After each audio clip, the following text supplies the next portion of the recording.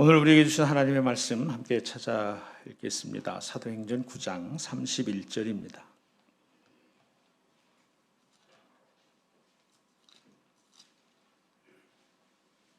사도행전 9장 31절, 제가 읽는 성경은 신약성경 203쪽입니다.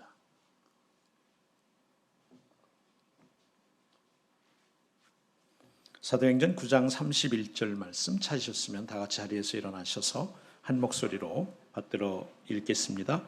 그리하여 온 유대와 갈릴리와 사마리아 교회가 평안하여 든든히 서가고 주를 경외함과 성령의 위로로 진행하여 수가 더 많아지니라. 아멘. 자리에 앉으십시오. 할렐루야. 하나님을 찬양합니다. 하나님 여기 계십니다. 하나님이 오늘도 우리에게 말씀해 주시기를 원하시는 줄로 믿습니다. 주의 음성 듣게 되기를 바랍니다. 신앙의 고민은 좋은 교회를 만나면 끝이 나고 인생의 고민은 하나님을 만나면 끝이 납니다. 오늘 우리의 모든 고민이 끝나는 날 되기를 주의 이름으로 축복합니다. 오늘 저는 여러분에게 참 좋으신 하나님을 전하기를 원합니다. 우리 안에 계시면서 참 힘이 되시는 그분을 우리 모두가 함께 경험하기를 원합니다. 위로의 성령님을 오늘 전하기 원하고 성령님의 위로를 함께 누리기를 간절히 원합니다. 여러분의 지친 영혼이 성령님의 위로로 이 시간 새롭게 되기를 축복합니다. 여러분의 상한 마음이 성령님의 어루만지심으로 치유되기를 간절히 축복합니다. 여러분의 피곤한 몸이, 아픈 몸이 성령님의 만지심으로 깨끗하게 되기를 주의 이름으로 축복합니다. 사람은 무엇으로 사는가? 지난 평신도 주일에 우리 서정수 장로님께서 톨스토이의 동명의 소설을 가지고 사람이 무엇으로 사는가? 그것은 사랑이라고 전해 주셨는데 정말 그렇습니다. 우리를 살게 하는 것은 하나님의 사랑 그것입니다. 우리는 참으로 하나님의 사랑으로 삽니다. 하나님의 그 지극한 사랑의 표현이 다름 아닌 성령님의 위로입니다. 우리에게 확증시켜 주신 하나님의 사랑은 말할 것도 없이 우리가 아직 죄인 되었을 때에 그리스도께서 십자가에 죽으심으로 하나님이 우리를 얼마나 사랑하시는가를 확증해 주셨거니와 그 예수님께서 죽으셨을 뿐만 아니라 다시 사시고 부활 승천하시면서 우리에게 약속하신 성령님이 오셔서 우리 각 사람을 성전 삼으시고 우리 안에 때마다 일마다 위로하고 계십니다. 그 성령님의 위로가 십자가 이후에 우리에게 나타난 하나님의 지극한 사랑인 줄로 믿습니다. 사실 우리는 그 위로 없이는 한순간도 살 수 없는 인생이지요. 방금도 인사하고 함께 또 사랑과 위로를 나눴지만 변정희 권사님 소천을 경험하면서 정말 참 갑작스러운 일이었습니다. 건강하게 사시던 어른이셨죠. 새벽기도 늘 나오셨고 힘있게 사랑을 나누시고 격려하고 위로하고 참 웃는 모습이 소녀와 같이 예쁘신 분이셨습니다. 그렇게 가실 거라고는 정말 아무도 생각하지 못했지요. 참 삶과 죽음이 한시에 있다라고 하는 것을 새삼 깨닫게 하는 그런 일이기도 했습니다. 정말 몹시 당황스럽기 짝이 없었습니다. 여기 계신 자녀손들은 말해서 무엇했겠습니까만 사랑을 나누고 살던 친지 교우들도 많은 분들이 그야말로 망연자실이었습니다. 도무지 현실감이 없고 사실 지금도 우리 권사님이 저쯤 어디 앉아 계실 것만 같습니다. 그러나 놀랍게도 그런 당혹스럽고 힘겨운 가운데서도 성령님의 위로하심을 경험하는 시간이었다고 고백합니다. 짧은 시간 하나님은 우리 각 사람에게 특별히 우리 가족들에게 성도들에게 하나님 하신 일에 대한 믿음을 갖게 하셨고 상실감보다는 권사님의 기도를 들으신 하나님을 바라보게 하셨습니다. 갑자기 계시지 않아 크나큰 상실감을 느끼면서도 정말 틈만 나면 그야말로 입버릇처럼 목사님 기도해 주세요. 제가 잠자다 가게 해주세요. 잠자다 가게 해주세요. 그러셨는데 그분은 실제로 그렇게 우리에게는 몹시도 당혹스럽지만 당신은 기도가 응답되어 주무시다가 돌아가셨습니다. 그래 그 당혹감 속에서도 하나님께서 우리 권사님의 기도를 들으셨다라고 하는 그분을 바라보게 했고, 그것은 나아가 영원한 한 소망을 갖도록 이끌어 주셨습니다. 그래서 남은 우리도 우리 권사님처럼 예수 바로 믿고 주님과 동행하며 살다가 정말 불언간 멀지 않은 날 기쁨으로 그 권사님을 맞이할 수 있기를 그렇게 마음에 소망하고 다짐하는 그런 시간들이죠. 사랑하는 여러분, 여러분들 중에 어느 분은 지난 한 주가 꽉 막힌 담을 경험하는 날들이었을 수도 있습니다. 여러분 중에 누군가는 요즘이 앞이 캄캄한 그런 시간들일 수도 있습니다. 또 어느 분에게는 마음이 무너져 내리는 그런 시간들일 수도 있고요. 어느 분에게는 몸이 정말 너무 아파서 아무것도 의미 없게 느껴지는 그런 시간일 수도 있습니다. 그러나 여러분, 그런 상황 속에서도 우리를 살게 하는 힘이 있습니다. 우리 걸음을 앞으로 내딛게 하는 참된 능력이 있습니다. 오늘 예배하는 이 시간에 여러분 한 분 한 분에게 그 힘과 그 능력, 즉 성령의 위로가 경험되기를 다시 한번 주의 이름으로 축복합니다. 오늘 본문 말씀 그래서 다시 한번 그 믿음으로 읽기를 원합니다. 사도행전 9장 31절입니다. 시작. 그리하여 온 유대와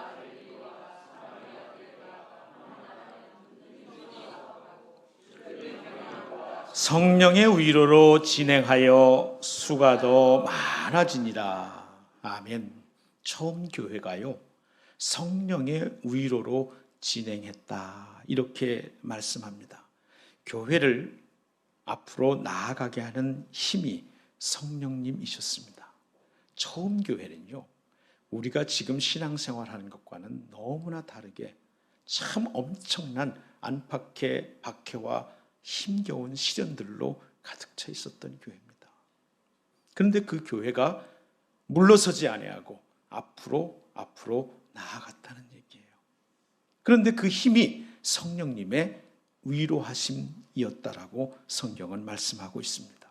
여기 위로라고 하는 말은 파라칼레시스라고 하는 말인데, 이 파라칼레시스의 뜻은 애원하다, 충고하다, 위로하고 격려하다, 또 간청하다라고 하는 뜻을 가지고 있는데, 이 파라칼레시스라고 하는 명사에서 나온 동사가 파라칼레오라고 하는 말입니다. 이 파라칼레오는 동사가 되면서 더욱 구체적으로 우리에게 그 뜻을 알려주고 있는데, 이 파라칼레오는 가까이에서 부르다, 이런 말입니다. 가까이에서 부르다, 초청하다, 기원하다, 기도하다, 그리고 격려하다, 부탁하다, 권면하다, 이런 뜻을 가진 말이 파라칼레오라고 하는 말이에요. 그러니까 성령의 위로라고 하는 말은, 즉 교회가 그 어려움 속에서도 앞으로 나아가게 하신 참된 힘이 되고 능력이 되었던 성령의 위로라고 하는 말은 성령께서 가까이 늘 부르셨다는 말입니다. 오늘도 성령 하나님이 저와 여러분을 가까이에서 부르십니다. 성령께서 초대하십니다. 당신의 넓은 품으로 초대하세요. 광활한 광야 가운데서 차려주시는 식탁으로 초대하십니다. 광야에서만 먹을 수 있는 만나를 경험하도록 초대하고 계시다는 말입니다. 탄원과 충고와 위로로 기원하시고 우리를 힘있게 격려하십니다. 위로하십니다. 그리고 우리를 위해서 말할 수 없는 탄식으로 기도하십니다. 우리가 마땅히 빌 바를 알지 못할 때에도 그분은 나를 위하여 무엇이 필요한지를 아시고 하나님 아버지께 기도하고 계시다, 그런 말입니다. 하나님의 영이 친히 위로하심으로 교회가 앞으로 나아갔습니다. 성령의 위로가 교회를 앞으로 나아가게 하는 힘이 되었고, 그래서 수가 더 많아졌다 그랬습니다. 성령의 위로로 앞으로 나아갔고, 그렇게 나아가는 교회 공동체는 부흥하는 역사를 경험했다는 말이에요. 성령의 위로로 오늘도 교회는 앞으로 나아가는 줄로 믿습니다. 그러므로 저는 이 말씀에 의지해서 오늘 여러분 한 분 한 분에게 이 성령의 위로가 넘치기를 주의 이름으로 축복합니다. 교회를 진행하게 하는 성령님의 위로가 여러분 한 분 한 분을 나아가게 하는 참된 힘임을 믿고 축복합니다. 우리 생명샘 교회를 참되게 힘있게 하는 능력임을 믿고 축복합니다. 고린도후서 1장 3절 4절은 이렇게 말씀합니다. 우리 함께 읽습니다. 찬송하리로다. 그는 우리 주 예수 그리스도의 하나님이시요 자비의 아버지요 모든 위로의 하나님이시며 우리의 모든 환난 중에서 우리를 위로하사 우리로 하여금 하나님께 받는 위로로서 모든 환난 중에 있는 자들을 능히 위로게 하시는 이시로다. 아멘. 놀랍지 않습니까, 여러분? 성령님은 우리를 위로하시는 위로의 하나님이십니다. 그런데 그 위로의 하나님이 우리를 위로하셔서 우리를 힘있게 하시고 우리를 나아가게 하시면서 위로가 필요했던 우리가 누군가를 위로하는 사람으로 세워주신다는 사실입니다. 사랑하는 여러분, 여러분 모두가 위로하는 사람으로 위로자로 힘있게 서가기까지 오늘 위로하시는 성령님의 은혜가 임하기를 축복합니다. 이 위로의 다른 말 격려, 이 격려라고 하는 말도 파라칼레인이라고 하는 말인데 이 격려는요 본디 군대에서 사용하던 말이었어요. 이렇게 막 흩어진 군대를 재정비하는 데 쓰이는 말이 이 파라칼레온이었는데 서로를 격려하는 지휘관들과 군인들이 사용하던 언어, 그래서 두려워서 떨며 소심하고 주저하는 군인들에게 재정비해서 장비를 갖추고 무기를 갖추고 전투에 힘있게 나아가도록 내보낼 때 사용하는 단어가 파라칼레인입니다. 그러니까 파라칼레인, 역시 파라클레토스는 격려자를 가리키는 말이에요. 이 격려자는 소심한 사람에게 용기를 불어 넣어줍니다. 이 격려자는 무기력한 군대를 복두서서 싸움터에 나아가게 하고 지극히 평범한 사람으로 위대하고 또 힘있게 격려해서 위태한 위험한 싸움에도 담대히 나아가게 용감하게 대처하도록 돕는 격려자, 그분이 성령님이라는 거예요. 로마서 8장 26절은 그래서 이렇게 말씀합니다. 함께 읽습니다. 이와 같이 성령도 우리 연약함을 도우시나니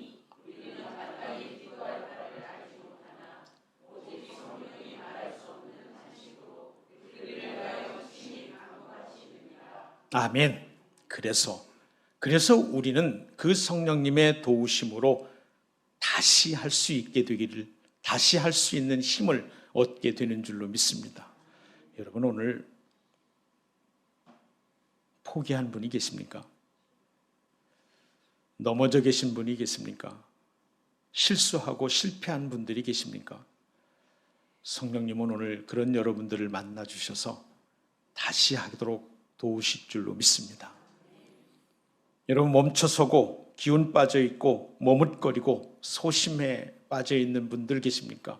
성령께서 오늘 여러분들을 위로하셔서 계속하도록 도우시는 줄로 믿습니다. 성령님이 우리를 위로하시는 건요, 우리를 다시 하게 하기 위해서요. 성령님이 우리를 위로하시고 격려하시는 것은 우리로 계속해서 그 걸음을, 즉 교회가 앞으로 나아갔다, 진행했다, 성령님이 우리를 위로하시는 것은 우리가 계속 그 일을 할 수 있도록 힘주시는 것입니다. 이 성령님의 위로는 참으로 다양하게 성경에 기록되어 있습니다.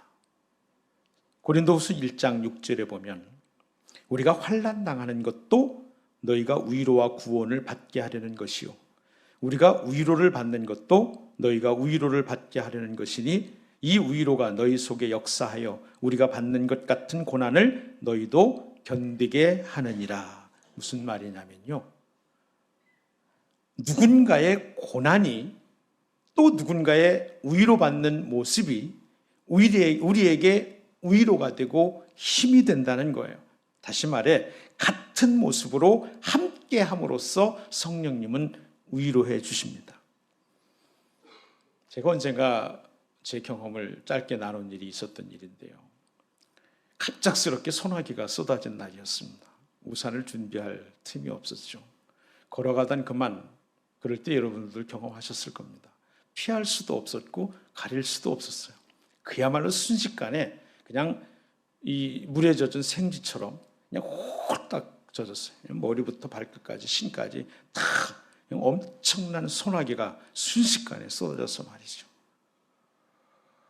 그때 마침 친구가 우산을 쓰고, 어떻게 그런 재주가 있었는지 우산을 쓰고서 지나가는 친구를 만났는데, 이 저를 긍휼히 여겨서 우산을 이렇게 씌워주는 거죠.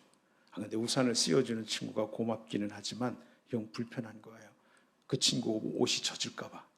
그렇게 기왕에 난 젖었는데 쭈삣거리는 제 모습이 영 걸렸든지 이 친구가 벼랑간 우산을 접는 거 있죠. 여전히 소나기는 쏟아지고 있었는데, 그리고 이 친구는 저와 똑같이 홀딱 젖은 모습으로 함께 걸어갔댔습니다. 아무 말 하지 않았지만 제 마음속엔 참으로 깊은 위로가 경험되는 그런 시간이었습니다. 예수님께서 우리에게 그렇게 위로하십니다. 성령님께서 그렇게 위로하십니다. 우리가 아직 죄인 되었을 때에 우리와 같은 모습으로 이 땅에 오셨다라고 하는 얘기예요. 오늘 제천제일교회에서 함께 신앙생활하던 우리 안영숙 교수님, 우리 김 대표님과 함께 참여하셨는데, 예배 제가 제천제일교회에서 섬길 때에 있었던 일이에요. 그때 사순절이지만 특별 새벽 기도회를 하고 있었을 텐데, 하루는 청년 아이가 제 방에 찾아왔어요. 그러더니 목사님 참 좋으시겠어요. 왜? 좋지. 근데 왜 내가 좋겠는데, 목사님은 정말 죄가 없으셔서 새벽기도 때 그냥 힘들지도 않고 벌떡벌떡 일어나서 나오시니 얼마나 좋으시겠냐고. 나는 죄가 많아서 그런지 새벽기도 나오려면 온통 몸부림하고 그래도 나오기가 이렇게 힘들다고. 그래서 내가 그 친구를 한참 바라보다가, 나도 새벽마다 육체와의 전쟁을 해. 그랬더니 이 친구가 갑자기 얼굴이 환해지면서, 우리 목사님도 나하고 똑같구나 이랬으면서 그 다음부터 새벽기도 나오는 게 전혀 힘들지 않았다고. 나는 한 게 아무것도 없이 내가 영 어쩔 수 없는 죄인이라는 사실을 고백했을 뿐인데, 그치는 그게 그렇게 위로가 되고 힘이 됐던가 봐요. 주님의 십자가, 하나님이시면서도 사람과 같이 된 그 주님의 마음을 조금은 헤아릴 수 있는 그런 시간들이기도 했습니다. 성령님은요, 오늘도 이런 그런 여러분에게 여러분과 동일한 모습으로 함께 계심으로 여러분을 위로하시는 줄로 믿습니다. 비마저 홀딱 젖어 불편하기만 한 모습에 전혀 불편을 느끼지 않도록 나와 함께 되어 주십니다. 실수하고 실패한 자리에 눈물로 주저앉고 있을 때 함께 울어주심으로 위로가 되어 주십니다. 내가 정말 견딜 수 없어 자랑하고 싶은데 참고 있는 그 순간에 나도 네가 자랑스러워 하면서 함께 계심으로 나를 참되게 위로하여 주십니다. 두 번째로 성령님은 또 이렇게 위로하십니다. 사도행전 15장 30절 31절입니다. 함께 읽습니다. 저희가 작별하고 안디옥에 내려가 무리를 모은 후에 편지를 전하니 읽고 그 위로한 말을 기뻐하더라. 뭐로 기뻐했다고요? 위로의 말로 위로하시는 분이 성령님이세요. 따뜻한 복음의 전도자, 미국의 맥스 루케이도 목사님을 아시는 분 계시죠? 그분이 이렇게 말씀했어요. 어떤 사람의 마음속 깊숙이 한마디 사랑의 말을 심어라. 미소와 기도로 양분을 주며 일어나는 일들을 주시하라. 참으로 옳은 말씀입니다. 성령님은 진리의 영이시기 때문에 언제나 바른 말씀, 진리의 말씀만을 우리에게 주십니다. 그러나 동시에 그분은 자비와 사랑의 영이신 까닭에 언제나 위로와 격려의 말씀도 잊지 않으시는 분이십니다. 바른 말과 함께 위로의 말이 들려지기를 축복합니다. 또 바른 말과 함께 위로의 말을 들려주기를 주의 이름으로 축복합니다. 진리의 영이신 성령님이 진리를 말씀하심은 그 진리의 말씀으로 우리의 연약한 영혼들이 위로와 격려 속에 앞으로 진행하기를 원하심인 줄로 믿습니다. 여러분, 열왕기상 19장에 있는 놀라운 일들을 기억하십니까? 12절을 함께 읽어보겠습니다. 또 지진 후에 불이 있으나 불 가운데에도 여호와께서 계시지 아니하더니 불 후에 세미한 소리가 있는지라. 새번역은 이렇게 번역합니다. 그 불이 난 뒤에 부드럽고 조용한 소리가 들렸다. 무슨 일이 있은 다음인지 아시지요? 엘리야가요, 갈멜산에서 바알과 아세라 그 우상을 섬기는 850명과 대결해서 멋진 승리를 거두고 그 모든 우상을 숭배하는 선지자들을 골짜기에서 죽인 이후에 일어난 일이에요. 그 엄청난 승리 후에 우울감으로 인해 죽기를 구하는 엘리야에게 하나님이 나타나십니다. 엄청난 바람이나 지진, 심지어는 불 속에 아니었습니다. 그분은 그 지치고 상하여 죽기를 구하는 엘리야에게 부드럽고 조용하게 속삭이십니다.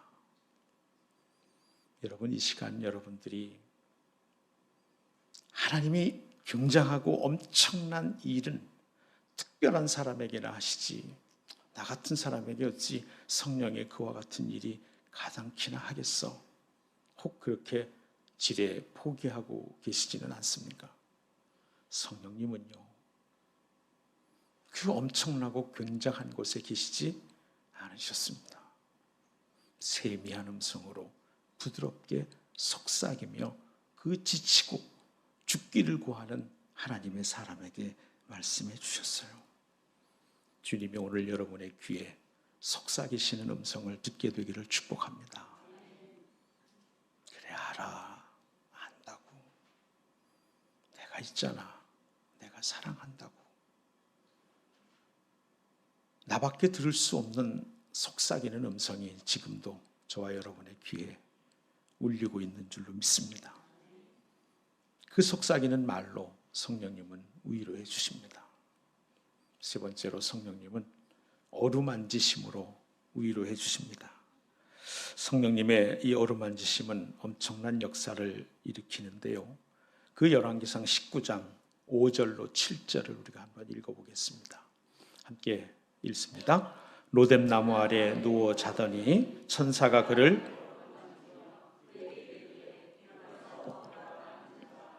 본즉 머리맡에 숯불에 구운 떡과 한 병 물이 있더라. 이에 먹고 마시고 다시 누웠더니 여호와의 천사가 또 다시 와서 어루만지며 이르시되 일어나 먹으라. 내가 갈 길을 다 가지 못할까 하노라 하는지라. 지치고 상한 당신의 사람을 아끼십니다. 그리고 소리 없이 다가오셔서 어루만지십니다. 죽으면 좋겠다는 하나님의 사람에게 조용히 다가오셔서 어루만지며 걱정해 주십니다. 내 갈 길을 다 가지 못할까 하노라. 포기하고 싶은 지친 하나님의 사람에게 다가오셔서 어루만지시면서 일어나 먹으라 말씀하세요. 하나님은 오늘도 우리에게 다가오셔서 우리를 어루만져 주십니다. 일어나 기운 차리라고 친구야. 그 어루만지시는 손길로 엘리야에게 함께 하신 오늘도 우리 가운데에 어루만지시는 손길로 함께 계신 줄로 믿습니다. 그 누가복음 5장 13절에서 예수님은 이런 일을 행하십니다. 함께 읽습니다.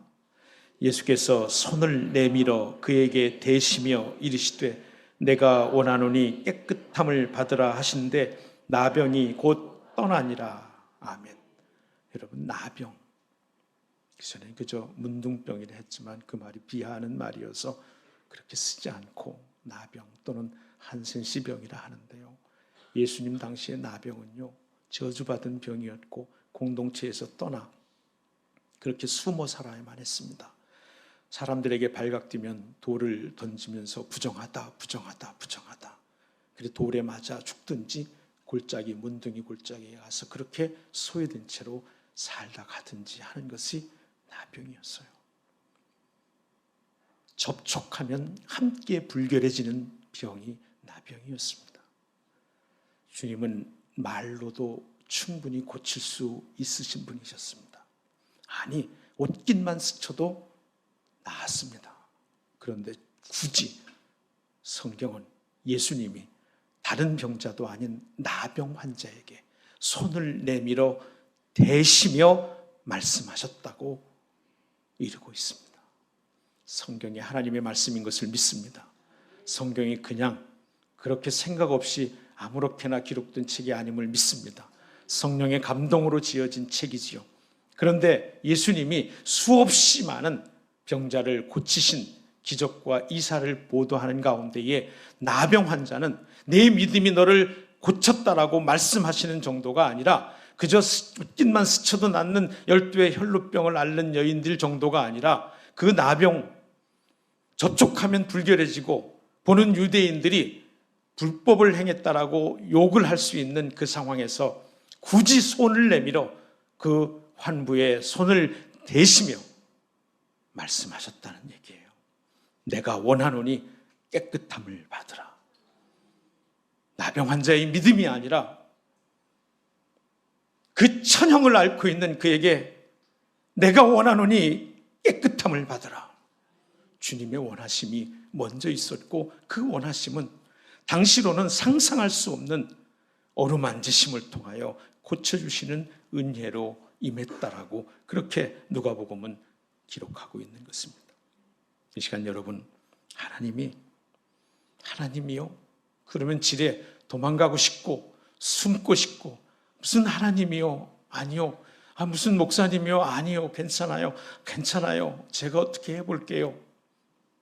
숨기고 싶고 피하고 싶고 도망가고 싶은 그 아픈 곳에 주님은 다가오셔서 손을 내밀어 대시고 내가 원하노니 깨끗함을 받으라. 내가 원하노니 깨끗함을 받으라. 여러분 마음 깊은 곳에 숨기고 싶은 그 어떤 문제도 그 어떤 아픔도 그 어떤 상처도 주님이 오늘 말씀하십니다. 주님이 그 마음 깊은 곳에 손을 내밀어 대시며 내가 원하노니 깨끗함을 받으라. 성령님은 오늘도 어루만지심으로 우리를 고쳐주시는 줄로 믿습니다. 또한 성령님은 알아주심으로 우리를 위로하세요. 성령님이 내 마음을 아십니다. 시편 44편 21절이에요. 하나님이 이를 알아내지 아니하셨으리까 무릇 함께요 주는 마음의 비밀을 아시나이다. 이 시편 44편은 전쟁에 패한 후에 하나님께 부르짖는 기도인데 이해할 수 없는 패배 이후에 하나님을 향하여 나아가면서 내가 하나님께 결코 죄를 품지 않았습니다. 그렇다면 하나님이 제 마음을 왜 모르시겠습니까? 그러면서 주는 마음의 비밀을 아시나이다 라고 이해할 수 없는 고난 중에 시인은 자신의 하나님을 그렇게 고백하고 있는 것입니다. 주는 내 마음의 비밀을 아십니다. 요한복음 21장 17절을 기억하시지요. 예수님께서 예수님을 배반하고 부인하고 닭이 오는 순간 그게 너무 아파 뛰쳐나가 대성통곡했던 베드로, 그리고는 낙향해서 고기를 잡는 것인지 어떤 건지 그렇게 실망스럽게 보내는 그를 찾아오셨지요. 그리고 물으십니다. 네가 다른 사람보다 나를 더 사랑하느냐? 그렇게 물으시는 주님 앞에는 그날 밤 예수님을 부인하들 때 거기 곁에 곁불을 쬐던 그 장작불처럼 모닥불이 타오르고 있었습니다. 예수님은 베드로에게 그 상처를 직면하도록 부르신 거죠. 그리고는 말씀하세요.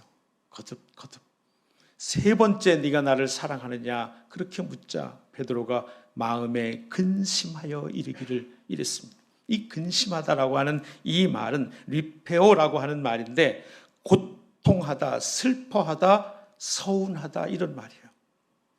한편 서운하기도 하고, 한편 그 배신이 고통스럽고, 이런 자리에 이르게 된 게 슬퍼서 울음 섞인 말로 주님께 대답합니다. 주님이 아십니다. 주님이 아십니다. 그리고 자신의 사랑을 고백하지요. 그런데 그의 고백은 역설적이게도 주님이 그에게 하시고 싶었던 말입니다. 너의 실패, 너의 실수, 아니. 그 어떤 것도 다 이기고도 남을 나에 대한 사랑이 네 속에 있잖아. 너 나 사랑하잖아. 너 나 사랑하잖아.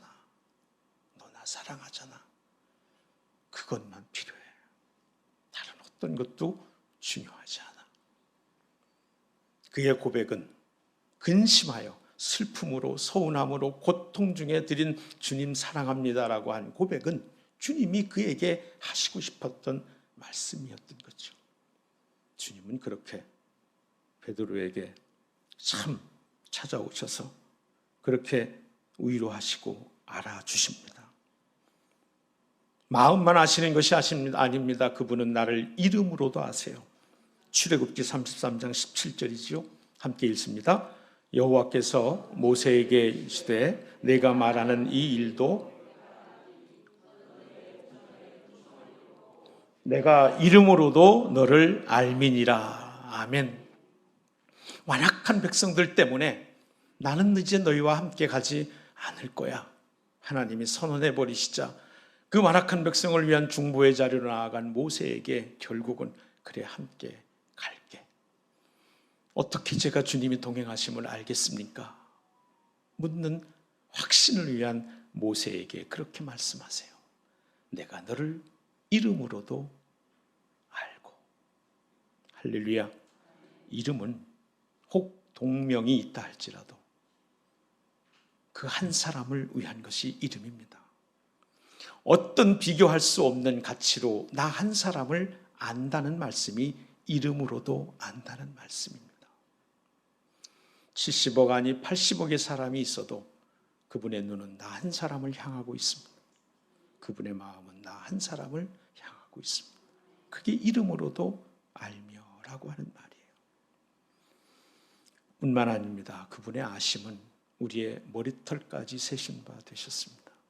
마태복음 10장 30절이죠. 너희에게는 머리털까지 다 세신 바 되었나니. 여러분 정말 여러분의 머리카락이 몇 개인지 아시는 분 계십니까? 우리가 흔히 고백하는 그 말입니다. 나보다 나를 더 잘 아시는. 할렐루야. 하나님은 나보다 나를 더 잘 아세요. 나는 나에 대해 오해하고 있을 때 많습니다. 제법 강한 줄 알죠.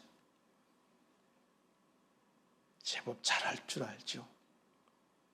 제법 그럴듯한 줄 압니다. 그러나 그분은 나의 연약함을 아시고 나의 무너져 내림도 아십니다. 그걸 숨기려고 애써 더 강한 척하는 나를 그분은 알고 계세요. 거꾸로도 마찬가지입니다. 나는 할 수 없어. 나 같은 게 뭘 하고 절망할 때에 내 안에 있는 주님 주신 힘으로 일으켜 주시면서 내게는 나를 사랑하는 힘이 있지 않냐라고 말씀해 주기도 하는 것이죠.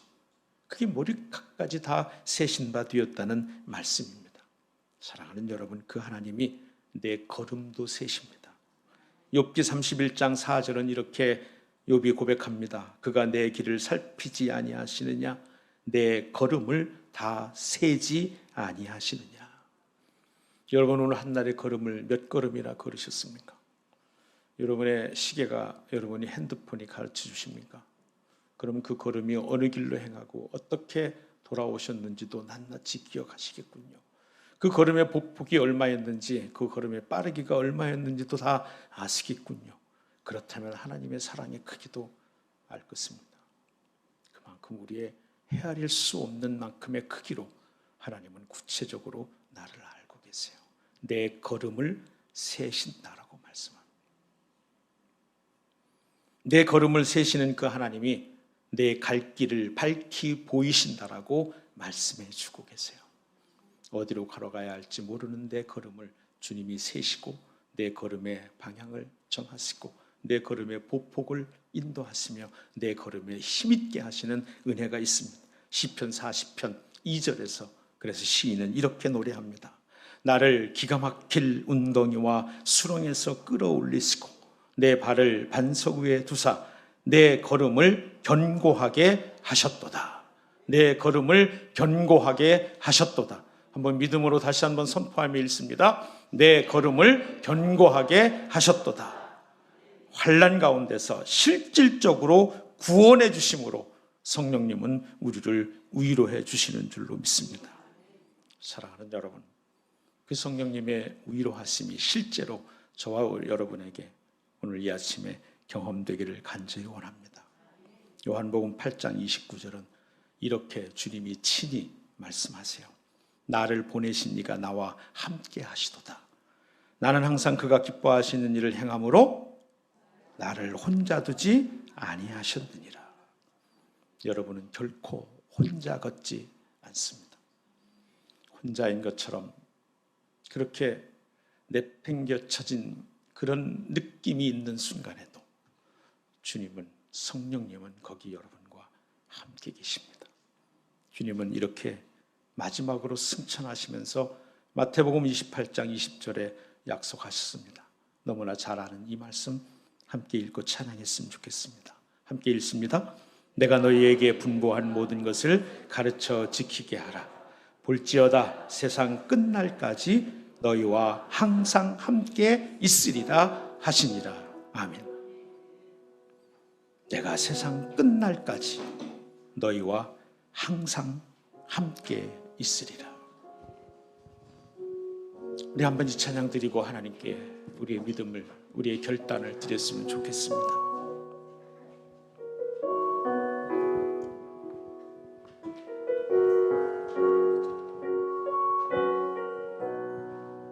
하나님 한 번도 나를, 하나님 한 번도 나를 실망시킨 적 없으시고 실망시킨 적 없으시고 언제나 공평과 은혜로 언제나 공평과 은혜로 나를 지키셨네. 아멘. 오 신실하신 주님, 오 신실하신 주,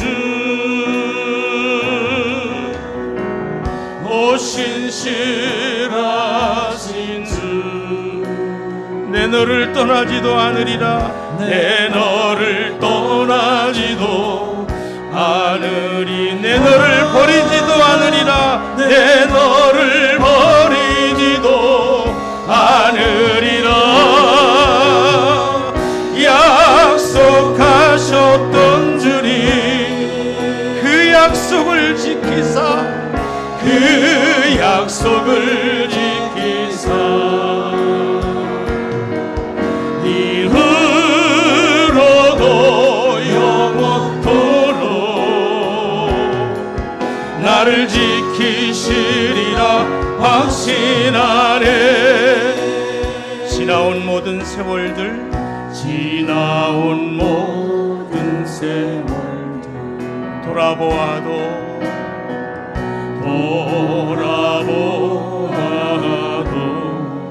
그 어느 것 하나, 그 어느 것 하나 주의 손길 안 미친 것 전혀. 아멘. 오 신실하신 주님, 오 신실하신 주, 오 신실하신 주, 오 신실하신 주, 내 너를 떠나지도, 내 너를 떠나지도 않으리. 내 너를 버리지도, 내 너를 버리지도 않으리라. 약속하셨던 주님, 그 약속을 지키사, 그 약속을 지키사 이후로도 영원토록, 이후로도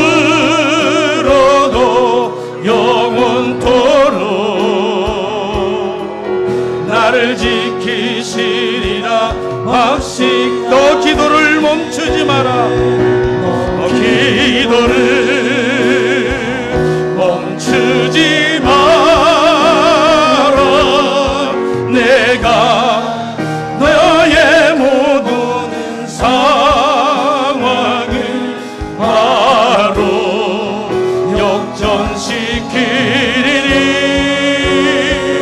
너 기도를 멈추지 마라. 내가 잠시도 쉬지 않고 모든 것 지켜보고 이 너 기도를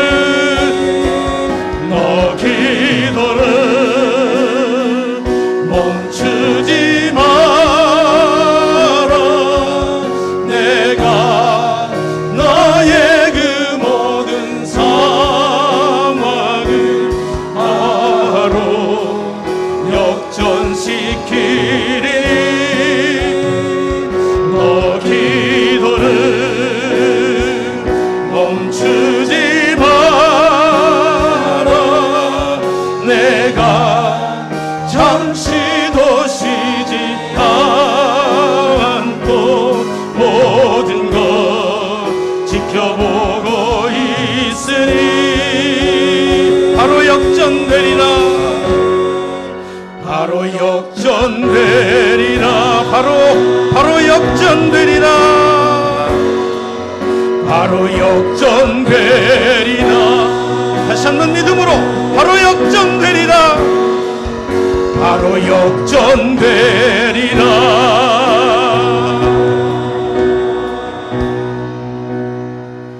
사랑하는 여러분, 성령님 오늘 여기 계십니다. 내게 속삭이십니다. 일어나 먹고 마시라. 내 갈 길을 다 가지 못할까 염려하노라. 성령님 오늘 여기 계십니다. 나를 어루만지십니다. 일어나라. 다시 하자. 성령님 오늘 여기 계십니다. 내가 너를 안다 말씀하십니다. 이름으로도 알고 머리카락까지 몇 개인지 안다. 일어나라. 계속하자. 성령님 오늘 여기 계십니다. 내가 네 걸음을 세고 네 걸음을 반석 위에 세우겠다. 일어나 다시 하자. 성령님 오늘 여기 계십니다. 위로받아 일어났듯 격려에 입어 다시 시작했든 위로자로 살자. 격려자로 살자. 내가 너를 위로하듯 너도 위로하여라. 성령님 오늘 여기 계십니다. 약속의 음성을 다시 들려주십니다. 보아라, 들어라. 내가 세상 끝날까지 너와 항상 함께 있겠다.